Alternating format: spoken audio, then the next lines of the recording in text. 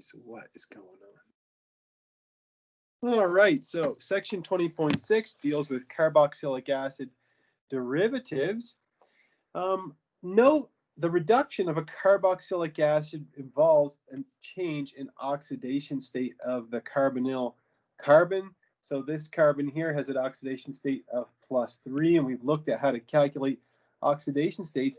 And when we reduce that carboxylic acid, and there are several ways that we can reduce a carboxylic acid, a good way would be lithium aluminum hydride, followed by workup with water or acid. We see that the oxidation state of that carbon goes from +3 to -1. So what does that mean? Overall, it's gaining electrons, right? Gaining negative charge, so gaining electrons reduced, or RIG, right? Reduction is gaining. Anyhow, there are also many reactions where carboxylic acids don't undergo a change in oxidation state. And so again, the oxidation state of this carbon is +3. And if we change this oxygen, if we change that oxygen to Z, where Z could be, it could either be a chlorine, and we're going to look at acid chlorides. It could be a nitrogen from an amide, or it could be an oxygen in an anhydride or an ester. But when that happens, you're going to see that we don't undergo any change in oxidation state. The oxidation state remains a +3, and so it is not being oxidized, nor is it being reduced. Here are the most common carboxylic acid derivatives, and this would be all four of these will be sort of the subject of today's lecture. The first one is an acid halide. More commonly, I would say acid halides are known as acid chlorides, an acid halide so instead of a chlorine there, we could have a bromine, but oftentimes we're going to be talking about having a chlorine right here, and so we call those acid chlorides. So an acid chloride, and that's going to be a big part of today's lecture. The next one is an acid anhydride. You can imagine that if you put two carboxyl groups together and they lost water, this would give you an acid anhydride, and just like the name anhydride sounds, right, it means that you lose water when you form that compound, and we'll discuss that more. Of course, esters and amides you're fully aware of because we've looked at them already several times throughout this course.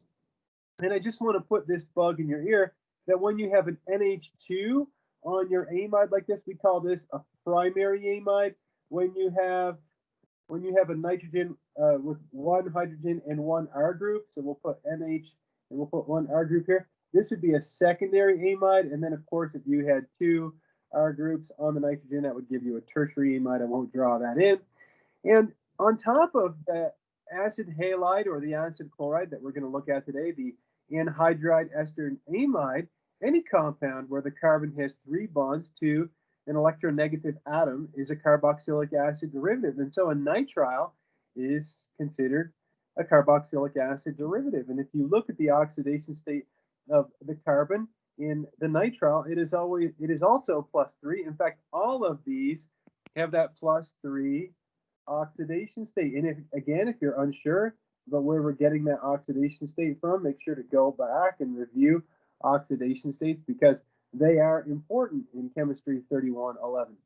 Well, when it comes to finding carboxylic acid derivatives in nature, acid halides and anhydrides are actually quite unstable, meaning they're pretty reactive compounds, and so they are not commonly found in naturally occurring compounds, whereas esters and amides are more than abundant in nature. Okay, so if you enjoy the smells of fruits like pineapple, banana, and pear, well, you can thank esters because fruity smells usually come from an ester. You can see the isopentyl acetate gives you a banana odor, and butyl acetate, for example, gives you a pear odor. And if you just do a quick internet search, you can find all kinds of ester derivatives or esters that produce different smells like cherries and apples and things of that ilk. But esters are also found in compounds like waxes. So if you think about carnauba wax or beeswax or even earwax, right? So those are esters, and also triglycerides, right? Triglycerides. If you've studied biology at all, you've probably studied triglycerides and the metabolism of those. And so triglycerides actually have esters in them as well. And so, again, esters and amides are quite abundant in nature. Now, first, let's start our nomenclature journey today by talking about how to name acid halides. And I misspoke at the beginning. I said, we're only going to deal with acid chlorides. That's not true. We're going to talk about acid bromides a little bit. And in order to name an acid halide, you simply replace ic acid with il halide. Now, I want to add on top of that, if the suffix of the compound ends with oic acid, so oic acid, you're going to replace it with oil. Oil halide. Okay, so here's a couple of examples of that. The first one is acetic acid, which is the common name of ethanoic acid. If we replace that hydroxyl with a bromine, it becomes acetyl bromide. Sometimes I say acetyl, sometimes I say acetyl. It depends on my mood, I guess. Anyhow, if we have benzoic acid, we replace that suffix to make benzoyl chloride. Let me give you another example just off the top of my head. If we had something that doesn't have a common name, or not a common name that we're used to, because I only asked you to remember the common names of acids that go up to 5 carbons. So if we have 1, 2, 3, 4, 5, 6, let's see here, 1, 2, 3, 4, 5, 6, 7. So if we had this acid, this would of course be heptanoic acid, heptanoic acid. And so if we were to convert that to an acid chloride, so 1, 2, 3, 4, 5, 6, 7, like this, we would call that heptan oil chloride, like that. So heptanoyl chloride. Okay. What else? It says here that if an acid halide group is connected to a ring, the suffix carboxylic acid can be replaced with carbonyl halide. And here we have a carbonyl chloride. So we take cyclohexane carboxylic acid and it becomes cyclohexane carbonyl chloride. I also want to point out something quickly to you, that for this acetic acid molecule here, acetic acid, that's the common name of this carboxylic acid. The IUPAC name of this carboxylic acid would be ethanoic acid. And so the acid bromide of that would be ethanoyl bromide. Ethanoyl bromide, like that. Okay.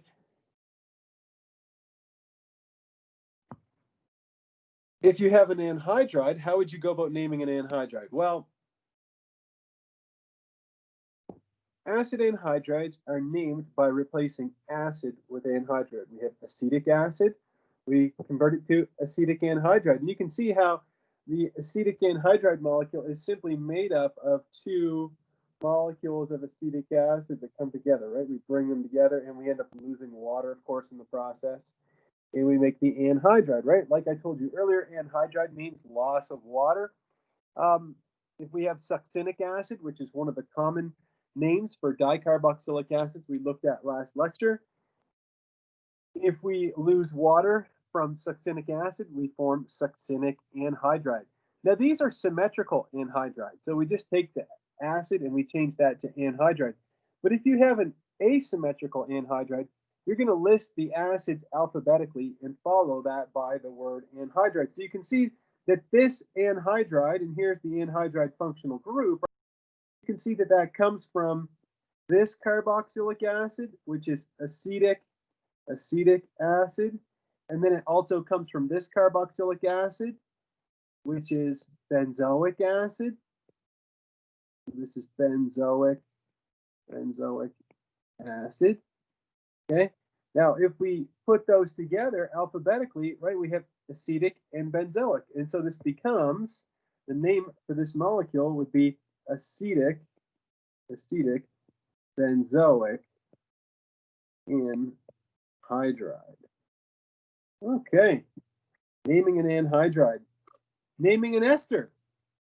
How do we go about naming an ester, which is another carboxylic acid derivative? Esters are named by naming the alkyl group attached to the oxygen, followed by the carboxylic acid's name, and we change the suffix to -ate.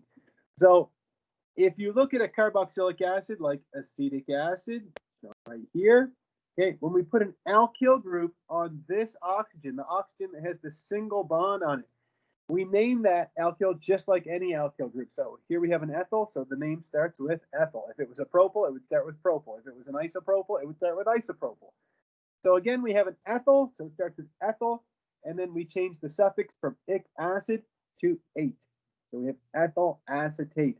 Here's an example with a dicarboxylic acid, another one of those common dicarboxylic acids we looked at during the last class. Remember the mnemonic, oh my stars, go away, right? You had 2, 3, 4, 5, and 6 carbons. So we had oxalic, malonic, succinic, glutaric, and adipic acid. Anyhow, so here we have 3 carbons, so it's malonic acid. And if we put ethyl groups on both of those oxygens, it becomes diethyl, since there's 2 of them, malon 8, right? We replace that suffix ic acid with 8. The same rules apply if the ester is connected to a ring. You should know how to name this carboxylic acid, cyclohexane carboxylic acid. And again, we would name the alkyl group, right, which is here, which is a methyl. And then we change that suffix from carboxylic acid to carboxylate. Simple as that. Okay, so that is how we name esters. And next, we're going to look at how we name amides.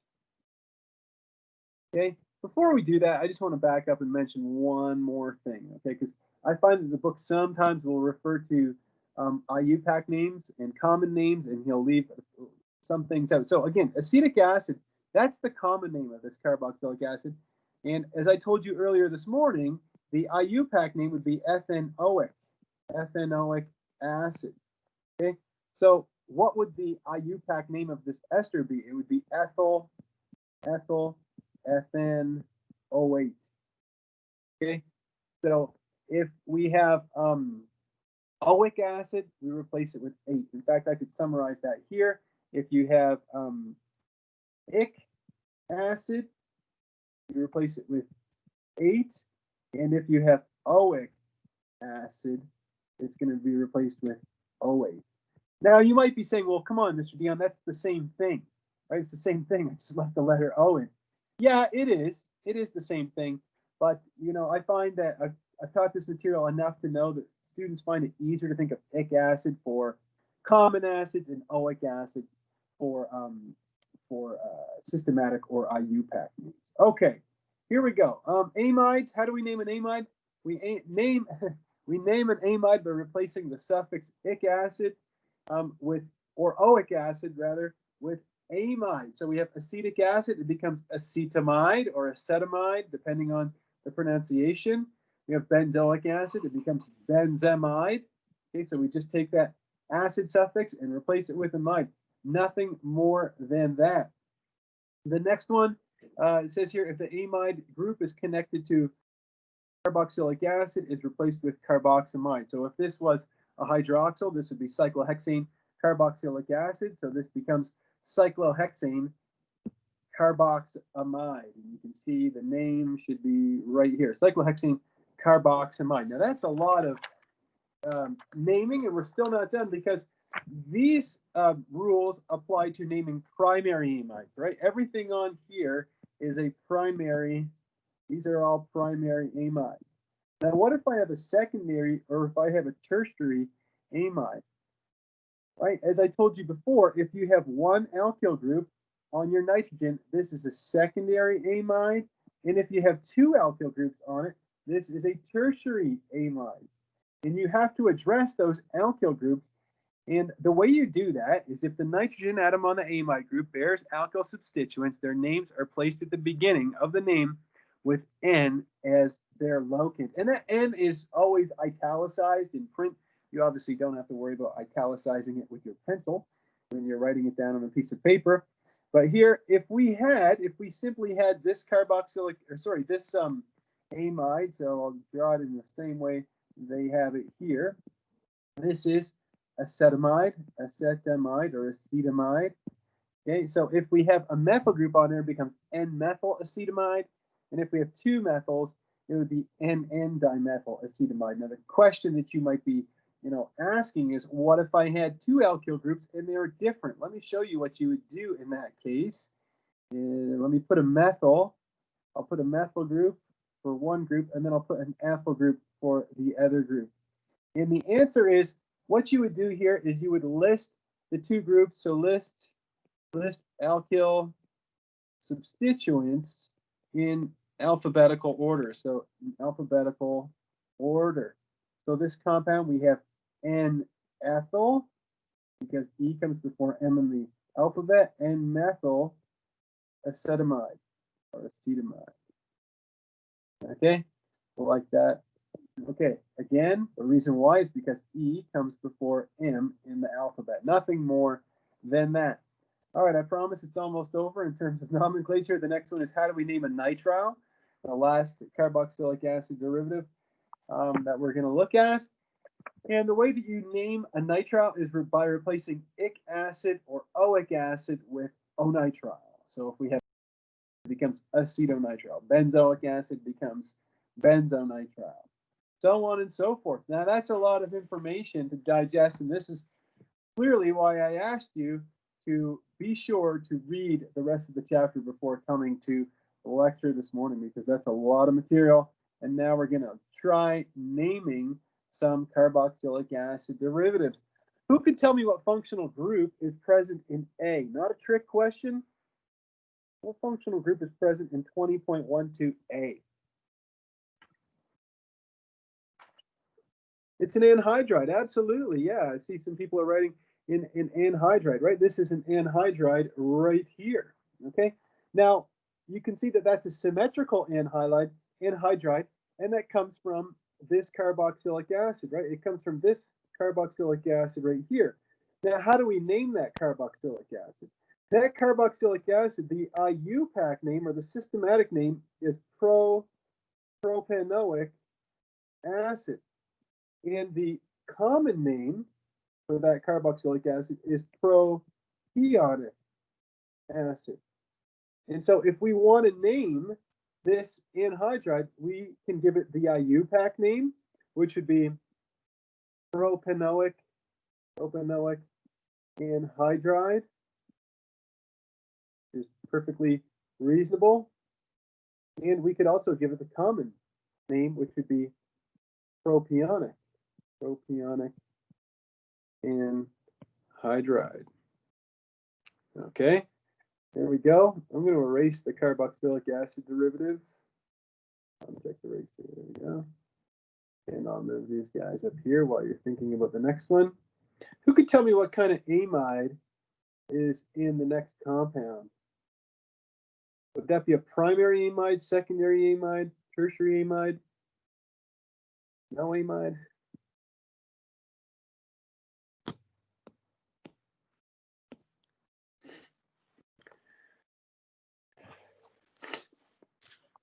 It's tertiary, right? Because remember, we have two alkyl groups, right? If you have NH2, that's a primary. If you had only one alkyl group, that would be a secondary. And when you have two, that's a tertiary. So this is a tertiary amide.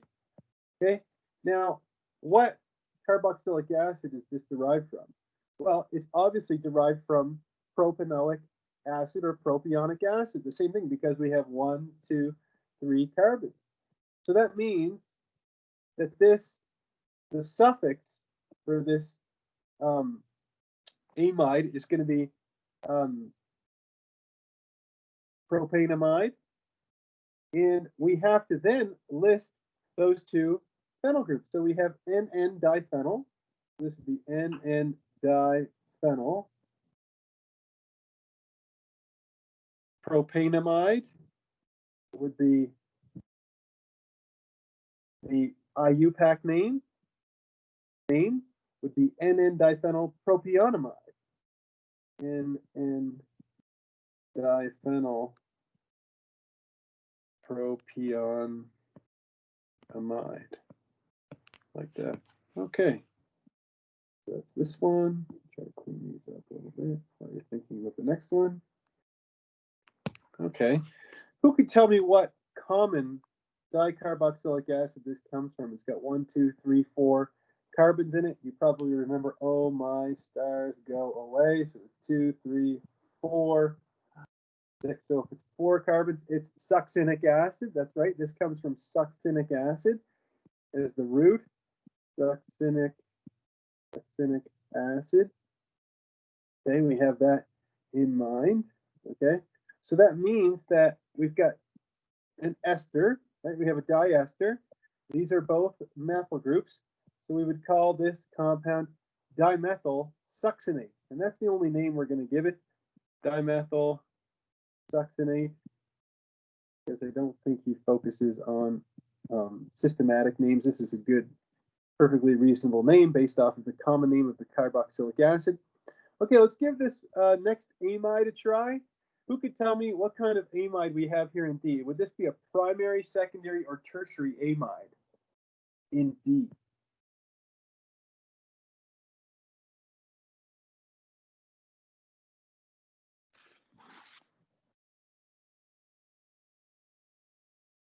It's tertiary, absolutely. Now, you probably know that if I have a cyclobutane group with a carboxyl like this would be cyclobutane carboxylic acid. So if I delete this acid portion, and if I replace that with NH2, right, this becomes cyclobutane carboxamide. So these two alkyl groups are on cyclobutane carboxamide. And now we can list those two alkyl groups in alphabetical order. So let's do that. And just move this out of the way a little bit. And we have an N-ethyl and an N-methyl. Well, N-ethyl is going to come first because E comes before M in the alphabet. So we have an N-ethyl, N-methyl cyclobutane carboxamide. And that will be the name of this compound. Put that there. Like this. The next one is a nitrile. Again, if we have a 4-carbon carboxylic acid, so 1, 2, 3, 4. Okay, there's 2 possible names for this. We can call this butanoic acid. That would be the IUPAC name. The common name would be butyric acid.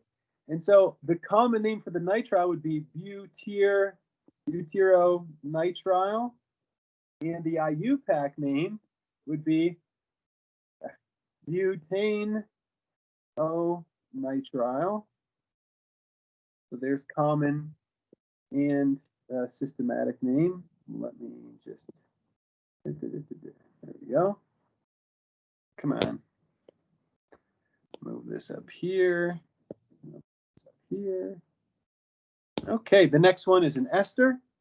Next one's an ester. We have a propyl group here. This is a propyl. So we always name that part first. So it's going to be propyl. We have a 1, 2, 3, 4 carbon carboxylic acid derivative. If we give it the IUPAC name, which would be butanoic acid, this becomes propyl butanoate. And if we give it the common name, which would be butyric acid, it would be propyl butyrate.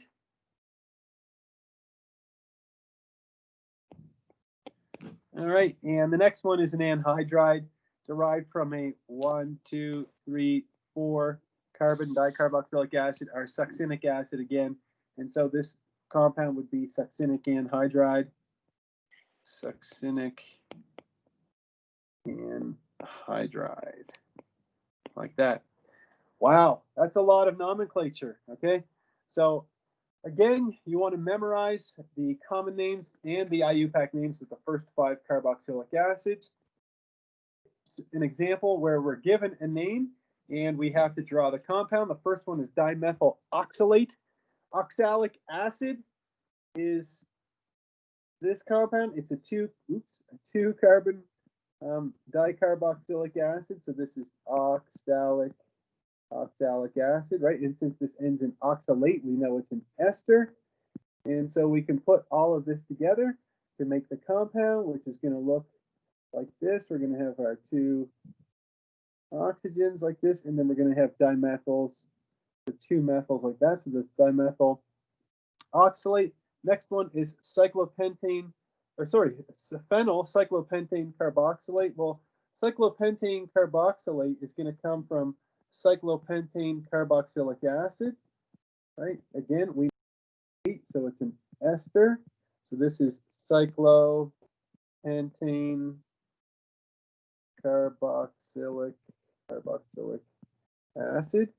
And thus, all we have to do is take that cyclopentane carboxylic acid, like this, and then where the single bond to the oxygen goes, that's where we're going to put the phenyl.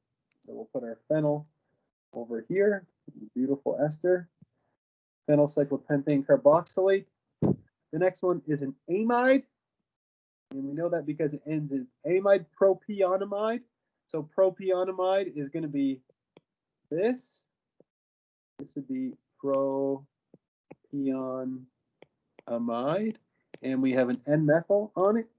And so we're just going to add a methyl group like this, CH3, and then we'll draw in our hydrogen like that. And the last one is propionyl chloride. And this is going to be an acid chloride. Okay, so this is an acid chloride. Again, if we have propionyl or propionic acid, that's this compound, propionic acid. And so to make the chloride, we're simply going to replace that hydroxyl with a chlorine. So propionyl chloride, like that. A little more nomenclature. Well, let's move on to section 20.7, which deals with some reactions, the reactivity of carboxylic acid derivatives. There are many reactions to know, and before we can get into those, we're going to discuss acid chlorides, anhydrides, esters, and amides in terms of their reactivity. And you can see from this ordering that is put on this slide here that an acid chloride is the most reactive, anhydrides are next, then we have an ester, and then amides are the least reactive of the carboxylic acid derivatives that we're going to look at in this chapter. And how do we determine the reactivity? How do we know, why is an acid chloride more reactive than an ester, and so on and so forth? Well, the reactivity is going to be determined by induction of the groups that are attached to the carbonyl, resonance, sterics, and the quality of the leaving group. Acid chlorides or acyl chlorides are the most reactive derivatives, and right away you can see that due to induction of that electronegative chlorine, that's going to enhance the delta positive on the carbon. You can even draw another dipole to the oxygen because oxygen is more electronegative than carbon. So that's induction. But in terms of resonance, if you look at these resonance contributors that are shown down here at the bottom of the screen, well, this last one here is not going to be a very significant resonance contributor. And what they're getting at here is it might be a knee-jerk reaction to say, well, chlorine has a lone pair that it can donate, and stabilize that positive charge, rendering it less electrophilic, but that is in fact not true. And the reason why is based off of the formation of this pi bond right here. That pi bond has inefficient orbital overlap of the side-to-side overlap of those two p orbitals. And the reason why is because the p orbital that's contributing from carbon is a 2p orbital, and the p orbital that would contribute from chlorine, which is in the third period, is a 3p orbital. And we discussed that kind of orbital overlap when we looked at a sulfur-oxygen double bond, and we said, well, the overlap is inefficient, and it's based off of the size of those two p orbitals. And so those are two reasons why acid chlorides or acyl chlorides are so reactive, induction and resonance. If we think about an amide, these are in fact the least reactive derivative. In terms of induction, nitrogen is less electronegative than chlorine or oxygen, and so it doesn't pull electron density away from that carbonyl carbon as good as chlorine or oxygen does. And then if we examine the resonance contributors for an amide, the nitrogen atom contributes significant electron density to the carbonyl carbon. We don't have any problem drawing, this curved arrow in this resonance contributor because the orbital overlap to form this pi bond here is going to be efficient because carbon and nitrogen are both from the same period, so their 2p orbitals are the same size, and so it's going to overlap effectively.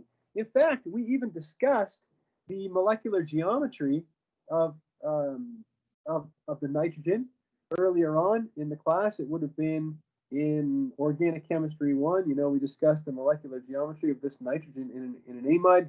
And is it trigonal pyramidal or is it trigonal planar? And if you're unsure about that, you might want to go back and look at that. I believe it's in chapter 1. Okay. Next, aldehydes and ketones. You know, we know that aldehydes and ketones are electrophilic because they can undergo a reduction with lithium aluminum hydride or sodium borohydride, but they don't undergo a substitution.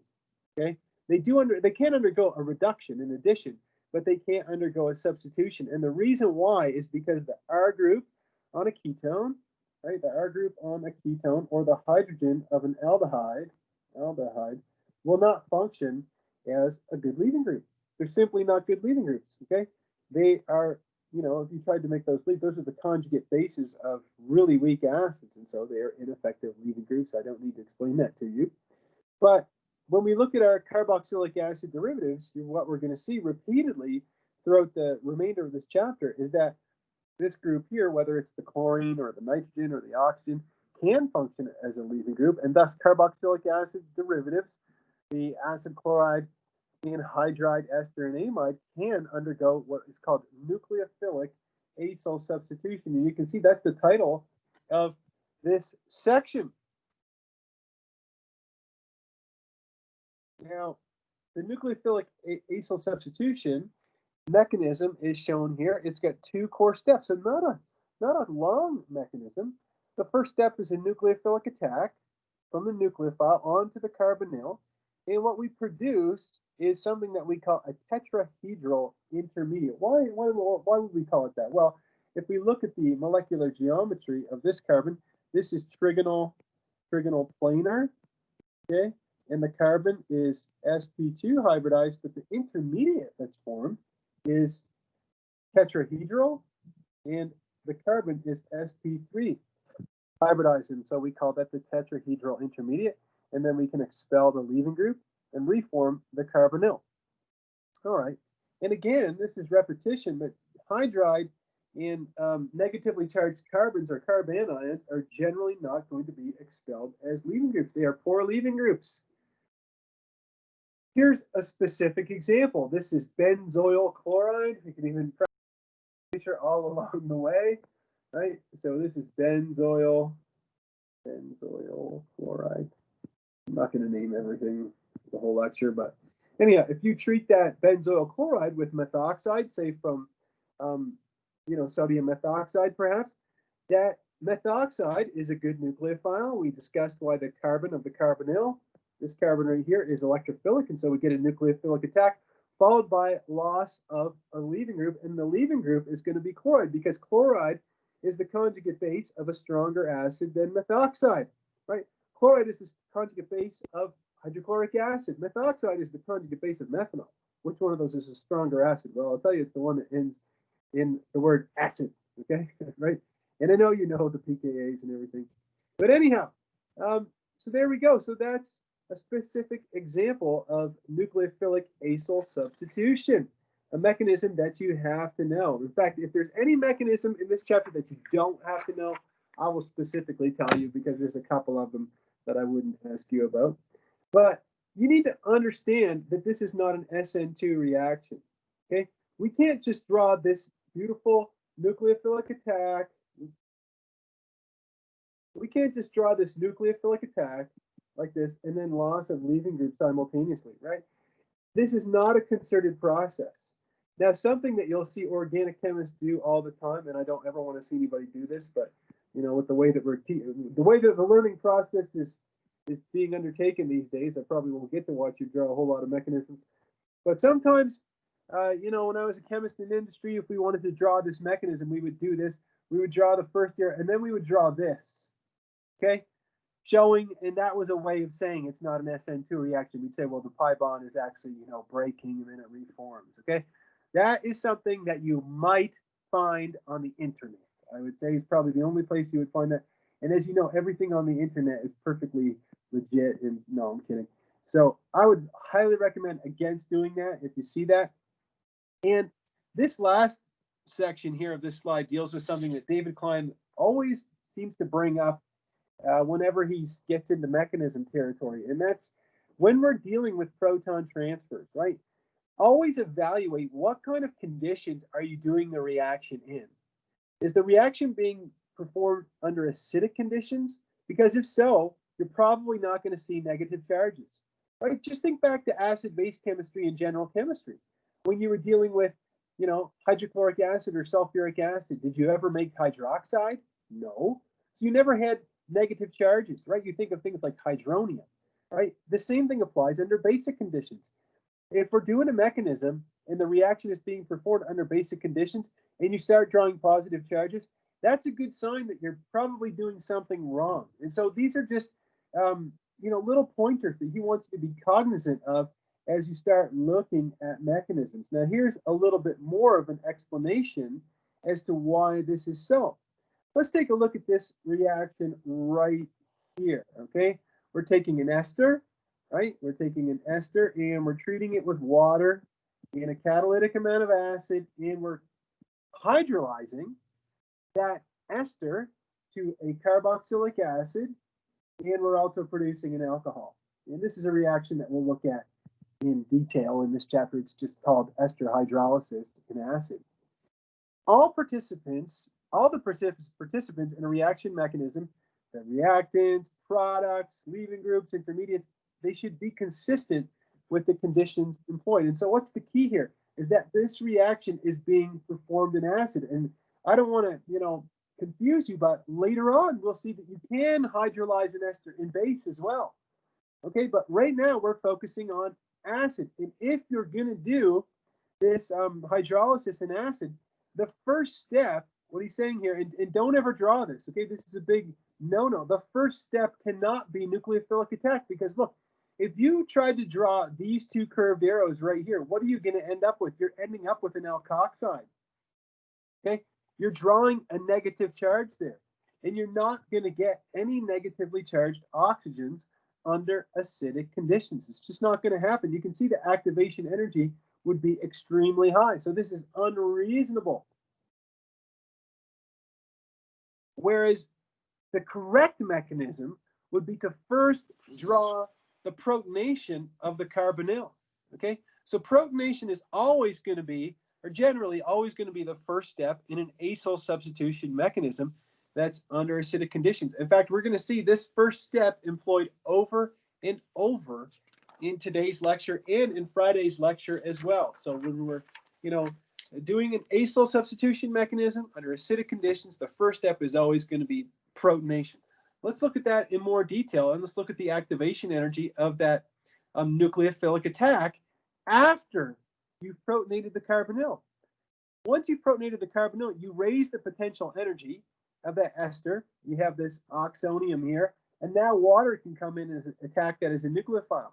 And look at this intermediate. I don't see any negative charges in there. And so the activation energy for the nucleophilic attack after protonation makes much more sense. Okay, these are the kind of things you want to think about in organic chemistry.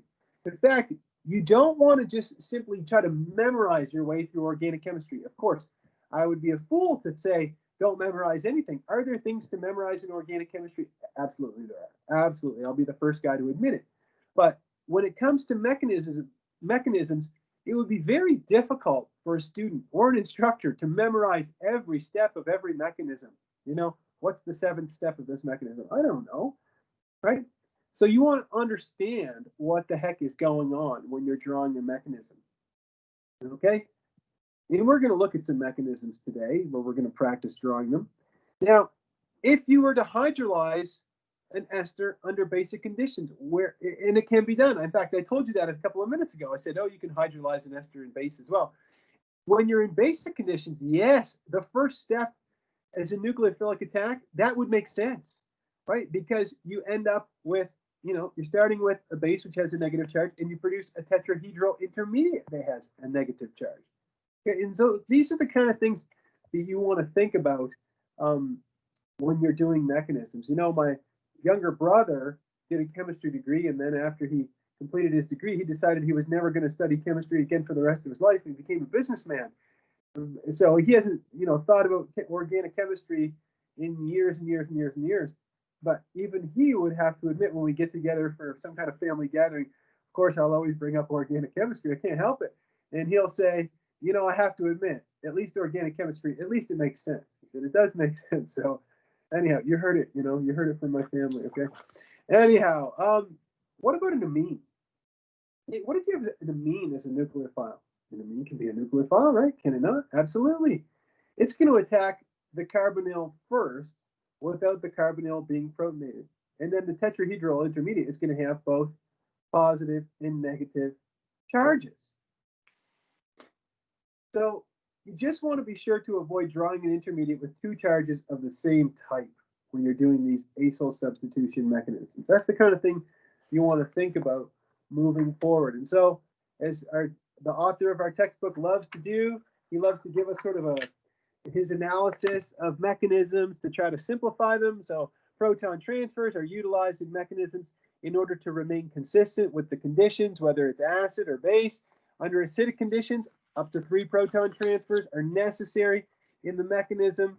Whether the conditions are acidic, neutral, or basic, you'll have to decide where proton transfers occur in a mechanism. Well, let's look at some more mechanisms.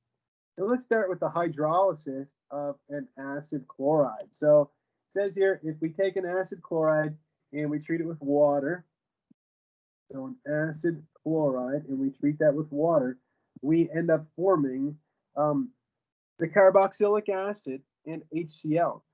Now, this reaction is a reaction I know really well because the first lab that I ever worked in, we had a bottle of acetyl chloride or acetyl chloride, and there was this guy named Bruce, who I probably told you about in organic chemistry 1. We used to throw it in the sink.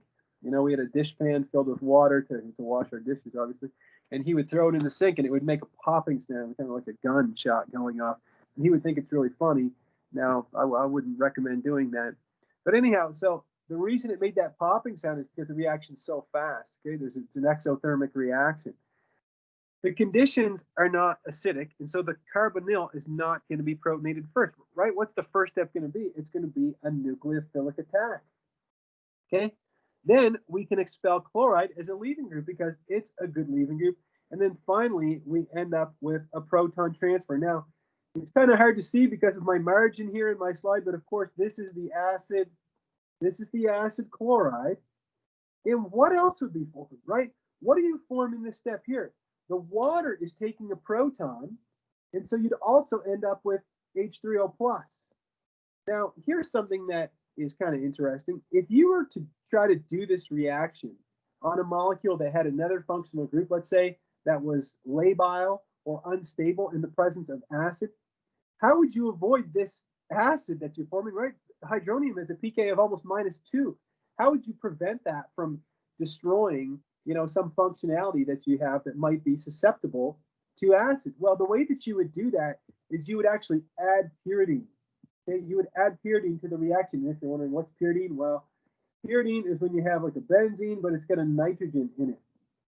Okay, and we know that the lone pair on that nitrogen is in an sp2 hybrid orbital, and so it is available to behave as a base. And so what you would get instead of HCl, right, which is a strong acid, you would end up making pyridinium hydrochloride, right? Because you'd have the acid, and then the protons here would take on this proton, and then you end up with this, which is, let me draw it out here for you. This is pyridinium hydrochloride, which is a salt. And so it would essentially mop up or neutralize that acid that's formed. Now here I wrote it as hydronium, okay? But the same rationale applies, okay? We want to eliminate that HCl.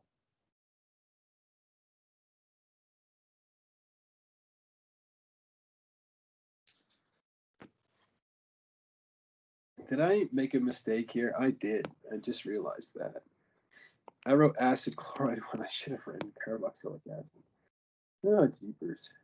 Carboxylic acid. Let me take a step back. I don't want to confuse my students. Jeepers. Okay?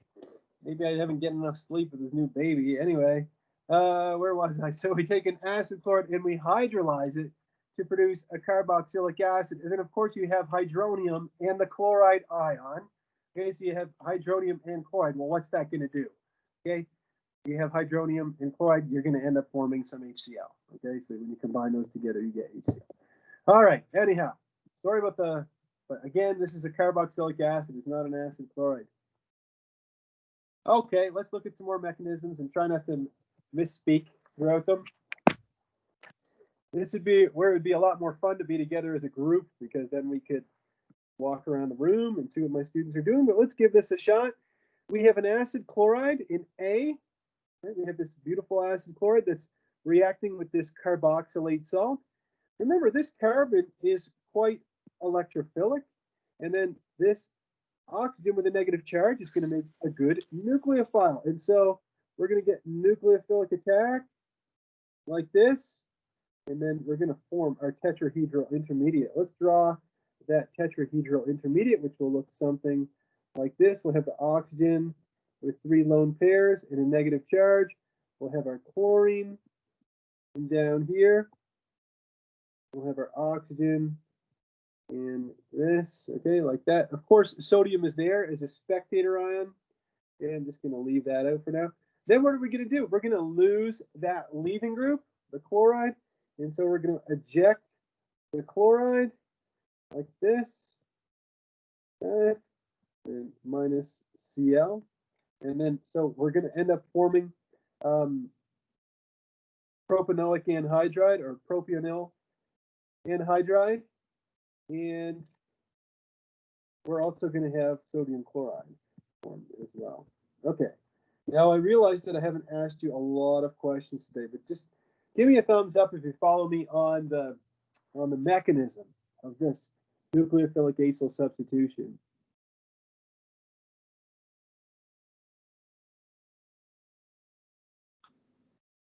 Where are my students? All right. Okay, I realize it's a lot of content. Let's look at this next one here. Okay, we have an amine, which is ammonia. I guess ammonia is an amine. Yeah, I guess it's an amine. Anyhow, it's going to act as a nucleophile. We have our ammonia. It's going to act as a nucleophile on our acid chloride like this. Okay, let's draw the tetrahedral intermediate, which will look this. We're going to have negative charge on our oxygen, our chlorine down here like this, and then we're going to have our nitrogen with 1, 2, 3 hydrogens. And so when nitrogen has 4 bonds and no lone pairs, it has a positive charge. Then we're going to lose our leaving group, our good leaving group, our chloride. So let's do our loss of leaving group. So we can put minus Cl minus like that. Like that. And then we're going to end up with this intermediate where we have our carbonyl like this. Son of a gun. I find it hard to draw at the bottom of the iPad. Being a lefty. Okay. Like this. Okay. And then ammonia is going to come in. A second equivalent of ammonia is going to come in. It's going to remove a proton like that. And then we end up with amide. We're going to end up with ammonium and chloride, right? And this is a salt. Okay, so it's going to be water soluble. All right, there we go. Those are some reasonable or plausible mechanisms for those 2 questions.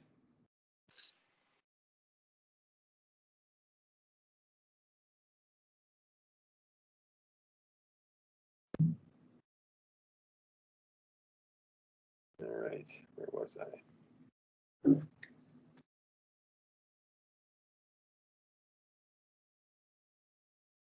I'm trying to go find out where I was. Good grief. There we go. I lost my mechanisms, but anyhow. Okay. Section 20.8.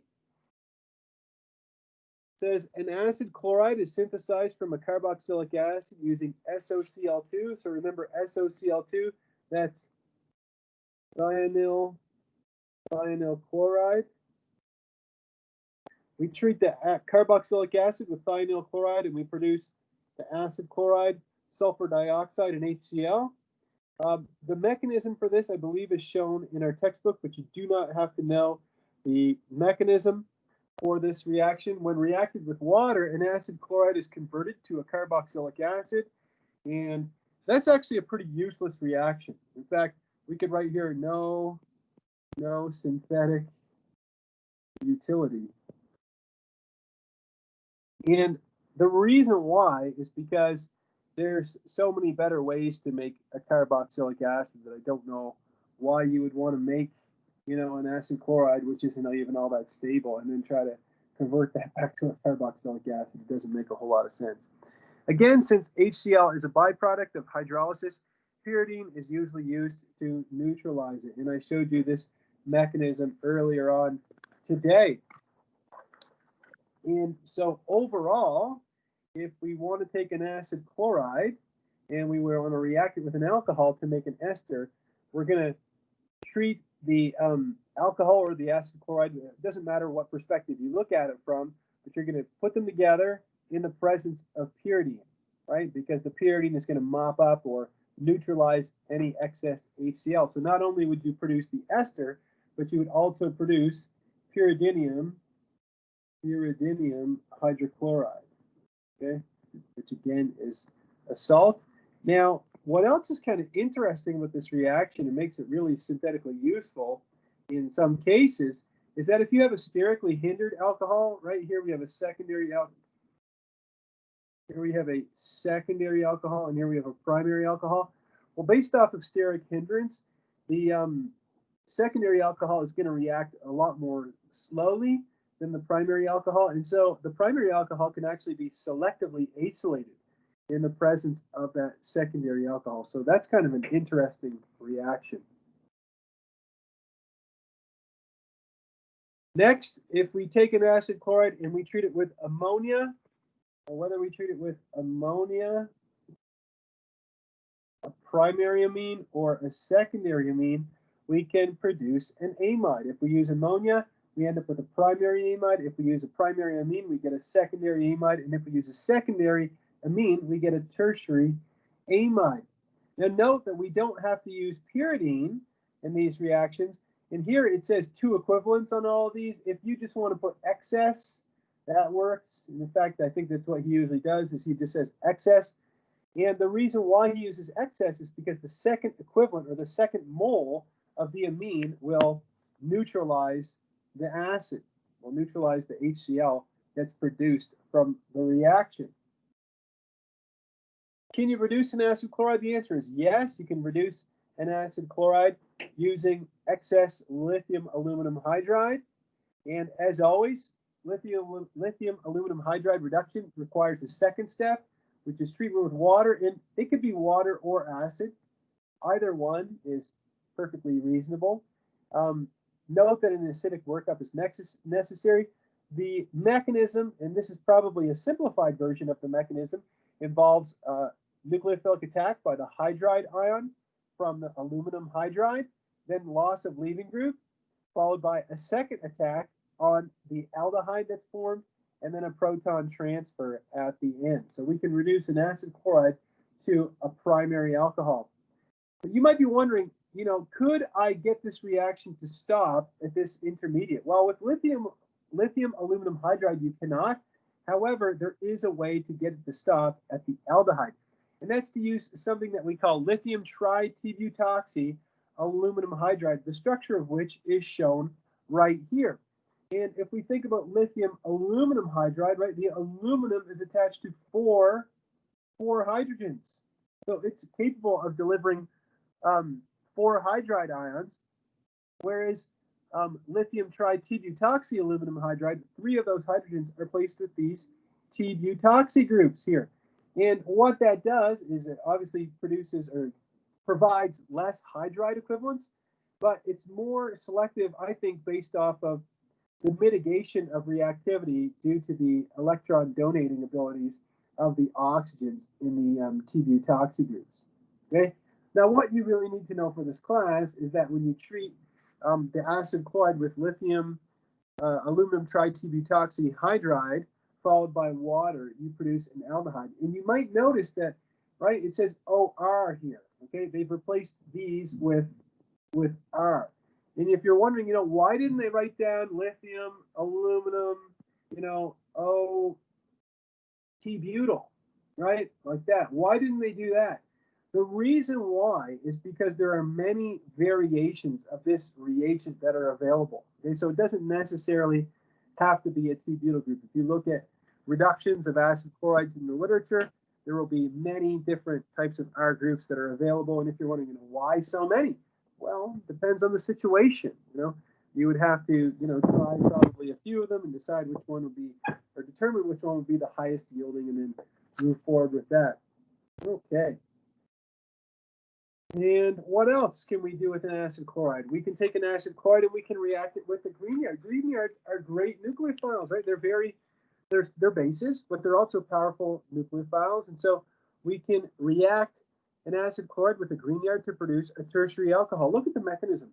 It's analogous to the reduction that we saw with lithium aluminum hydride. First, you get a nucleophilic attack by the Grignard. Then we have the loss of our chloride, loss of our leaving group, and then we produce a ketone. But what do we know? If we have a ketone, good gravy, in the presence of a Grignard, oh yeah, especially if it's excess, right, that's definitely going to react, okay? So that is why we end up producing a tertiary alcohol, because we end up with that ketone intermediate, which is going to be more than happy to react with a Grignard reagent again, a second time. Okay, as always, the second step is going to be protonation with water. And if you put water, or if you put H3O plus, that's totally fine. Okay. 80 plus 45 no, I don't know, Siri. You're not paying tuition. What else? I think this is the last reaction. Definitely not the last reaction in the chapter, but it's the last reaction for section 20.8. Deals with what's called an organocuprate, or a lithium dialkyl cuprate.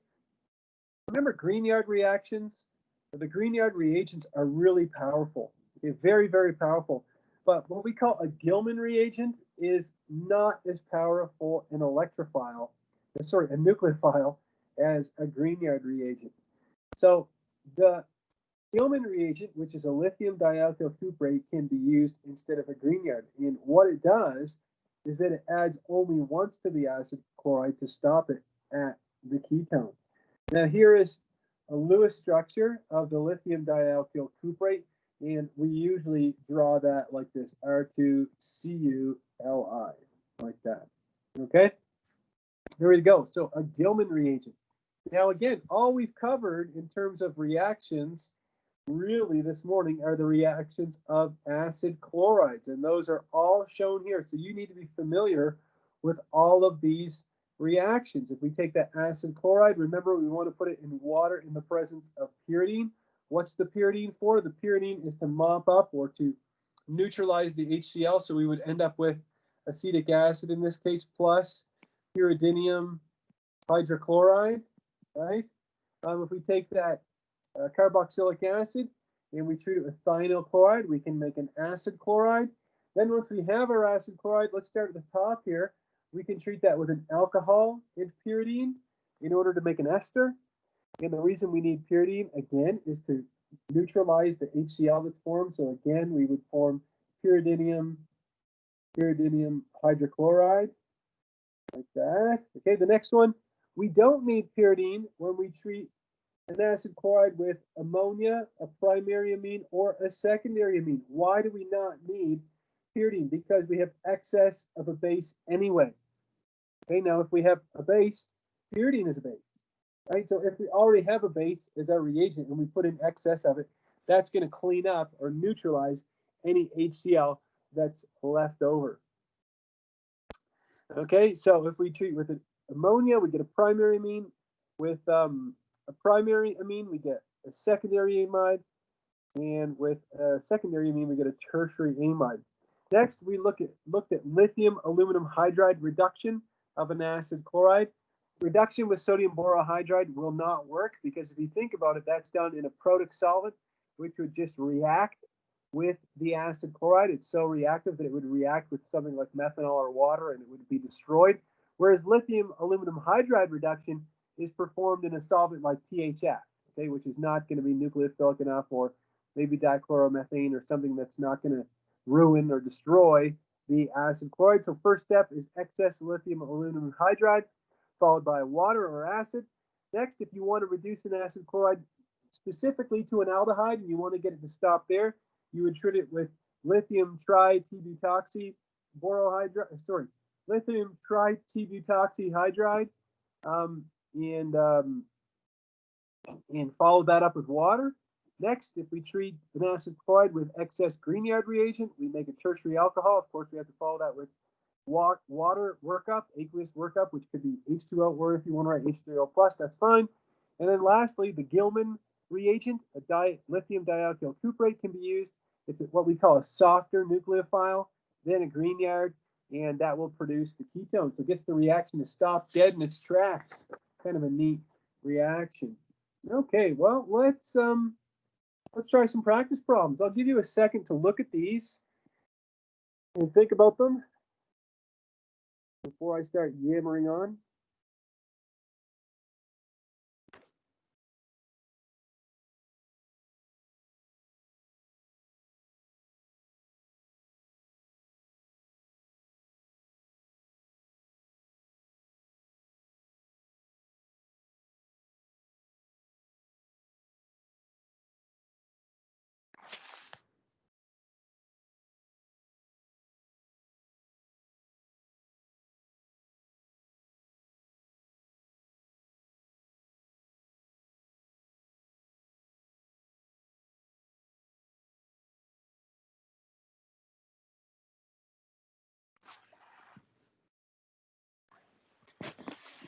All right, first one is a reduction of an acid chloride with lithium aluminum hydride. Could anybody tell me what type of compound we would get from this reduction?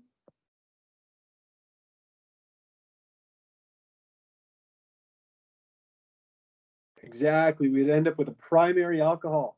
So we're simply going to reduce this acid chloride to a primary alcohol, and so our final product would look like this. Okay, we'd get a primary alcohol. Okay, next we're treating the acid chloride with excess phenyl Grignard, followed by acidic workup. Remember, since we have excess, we're going to add 2 equivalents, and so that would do basically 2 nucleophilic acyl substitutions. So on our carbon, we're going to have 1, 2 phenyl groups, and then we're going to tertiary alcohol. The next one is a reduction. And the first step is a reduction, rather. Let me see here.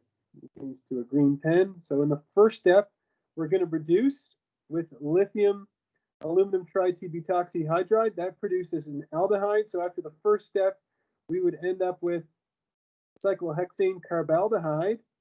And then after the second and third steps, we have an aldehyde. So we're only going to get the addition of 1 equivalent of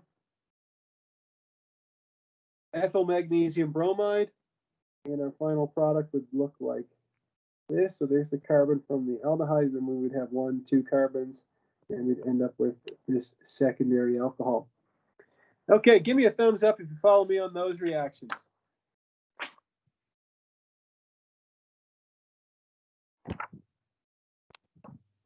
Wrong. All right.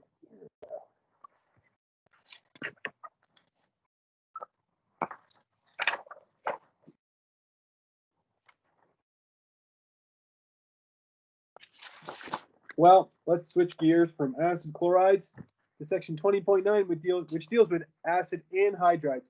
Usually we just call them anhydrides, and they can be synthesized by excessive heating of a carboxylic acid. If you take acetic acid and you crank it up to 800 degrees, that's pretty hot, my friends. Okay, that's a lot of heat. What's that going to do? That's going to drive water off like crazy, and you end up producing an anhydride. right? And when I teach this to nursing chemistry, I always do it this way. I say, okay, well, if you take 2 molecules of acetic acid, okay, and you lose H2O, what are you left over with, right? You're left over with this part, and then it's going to attach to this part to make the anhydride, and then, of course, you produce water like that. The problem with this reaction, you might think, okay, well, I'll just take any carboxylic acid and heat the bejesus out of it, and I'll make an anhydride. This really only works well for acetic acid, to make acetic anhydride, because most acids are not going to survive 800 degrees Celsius. They're just going to decompose. So what does that mean? There's got to be another way, right?